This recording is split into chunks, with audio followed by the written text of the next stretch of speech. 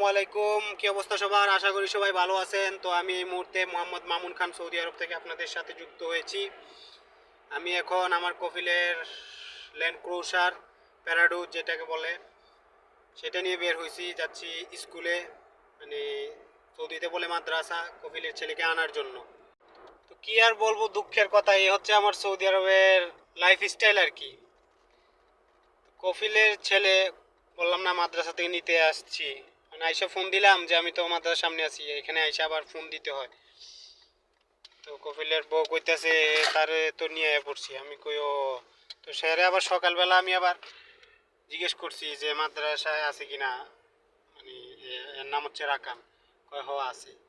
তো এর ভিতরে আবার উনি আবার কফিলের বউ সে আবার আইসা নিয়ে গেছে, আমি জানিও না। আর আমি সকালবেলা নিয়ে আসি না, তো যার কারণে আমি জানি না যে সে যায় কিনা স্কুলে, কারণ তার এমনি এই দেশে সরকারি ছুটি থাকে 2 দিন, শুক্রবার শনিবার ছুটি থাকে, তারপরও হে 2-1 দিন এমনি আসে না স্কুলে। আর সকালবেলা যেহেতু আমি নিয়ে আসি না, তার কারণে আমার জানা, মানে আমি জানি না সে, আমার প্রতিদিন জিজ্ঞেস করতে হয় যে আজকে কি আছে কিনা, সে স্কুলে গেছে কিনা, এটা জিজ্ঞেস করতে হয়। তো আমি সকালে জিজ্ঞেস করছি আমার কফিলের ওয়াইফকে যে রাকান কি স্কুলে আছে কিনা, সে বলছে হ্যাঁ আছে। তারপরে আইসা সে যে আবার নিয়ে গেছে সেটা আমাকে বলে নাই। তো এখন আমি আসলাম স্কুলে, এসে ফোন দিলাম, আমি স্কুলের সামনে আছি। সে কইতেছে রাকান্ডি নিয়ে আসি, তোমারে কইতে মনে নাই মামুন না, আমি কই হইছে, ঠিক আছে তইলে আর কি করার। এখন আবার চলে যাইতেছি হাউসের দিকে। তো এইগুলাই তো, তারা মনে করেন যদি কোনো ভুল করে, এটা কোনো ভুল না। তো আজকে এখানে আপনি যদি একটা ভুল করেন তাহলে বিরাট ব্যাপার। আশা করি বিষয়টা বুঝতে পারছেন। তো এখন এখান থেকে, স্কুল থেকে চলে যাচ্ছি, চলে গিয়ে হাউসে যেয়ে খাওয়া দাওয়া করব। খাওয়া দাওয়া করে আবার ডিউটি আছে, যেতে হবে দাম্মাম, ওইখানে কিছু কাজ আছে। তো এগুলো হাউস ড্রাইভিং বিসিপি চাকরি যারা করে তাদের এগুলাই, স্কুল ডিউটি, মার্কেটের ডিউটি, এদিক সেদিক যাওয়া আসা, এগুলাই। তাছাড়া আরও অনেক কাজ থাকে, আপনাদেরকে আমি বলতেছি।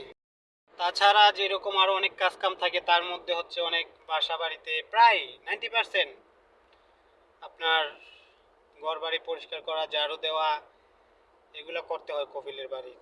কিন্তু আল্লাহর রহমতে আমার এগুলো কোনো কিছুই করতে হয় না, কারণ আমার কফিলের যে ছড়িকা যে কোম্পানি আছে সেইখানে ক্লিনের লোকজন আছে।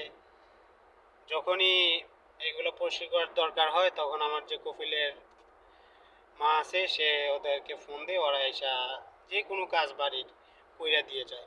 তো আলহামদুলিল্লাহ এই জায়গা থেকে আমি খুব ভালো আছি। তবে প্রথম প্রথম কিন্তু আমিও করছি এগুলো, এখানে আসার পর প্রথম প্রথম তাদের সাথে হেল্প করছি, বা অনেক সময় আমাকে দিও বলছে যে করা করতে। তখন আস্তে আস্তে পুরানো হয়ে গেছি, তখন আর তেমন একটা বলে না, বলেও না আমাকে। প্রথম 5-6 মাস একটু কষ্ট হয়েছে, তারপর থেকে আর আমাকে এগুলা বলে না, বা আমিও আর করি না।